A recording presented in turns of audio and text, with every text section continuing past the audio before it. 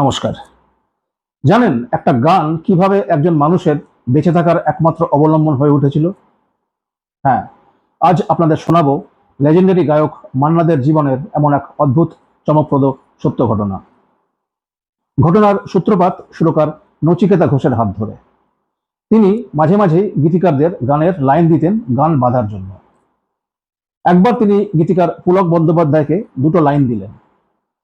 প্রথম লাইনটা ছিল, চাঁদ দেখতে গিয়ে আমি তোমায় দেখে ফেলেছি। লাইনটা পুলকবাবুর খুব পছন্দ হলো, কিন্তু দ্বিতীয় লাইনটা ওনার একদমই মনে ধরেনি। আর আজকের গল্পটা ওই দ্বিতীয় গানটিকে নিয়েই। একবার মান্না দে অনুষ্ঠান করতে গেছেন নাগপুরে।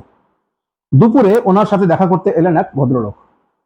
আলাপের পর ভদ্রলোকের ব্যবহারে মুগ্ধ হয়ে মান্নাবাবু বিকেলে গেলেন ওনার বাড়িতে চায়ের নিমন্ত্রণে। গিয়ে দেখলেন বাড়িটি ছিমছাম সুন্দর করে গোছানো।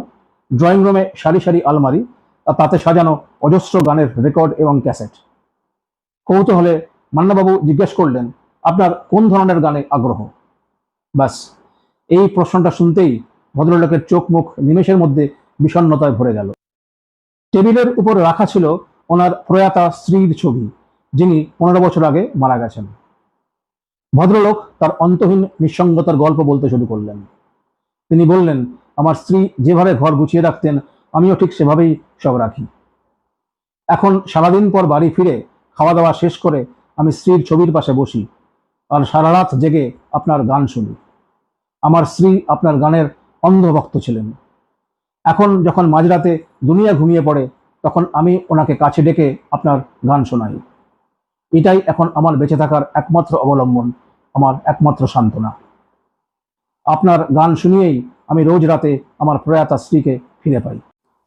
কেঁদে ফেলে ভদ্রলোক মান্নাবাবুকে বললেন, আমার মনে হয় এই গানটা বোধহয় ঈশ্বর আমার জন্যই আপনার গলায় গাইয়েছিলেন।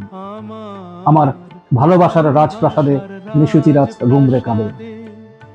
ভদ্রলোকের কথা শুনে মান্না দে স্তম্ভিত হয়ে গেলেন। ওনার মুখ দিয়ে কোনো কথা সরল না। জানেন এই গানটি কোনটা ছিল? হ্যাঁ, নচিকেতা ঘোষের দেওয়া সেই দ্বিতীয় লাইনটা ছিল, মুকুটটা তো পড়ে আছে রাজাই শুধু নেই, যা এই ভদ্রলোকের জীবনের সাথে হুবহু মিলে গিয়েছিল।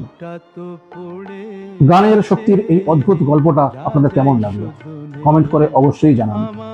আর এমন জানা অজানা তথ্যের জন্য আমাদের চ্যানেলটিকে লাইক, সাবস্ক্রাইব আর শেয়ার করে পাশে থাকবেন। দেখা হচ্ছে পরের ভিডিওতে। নমস্কার।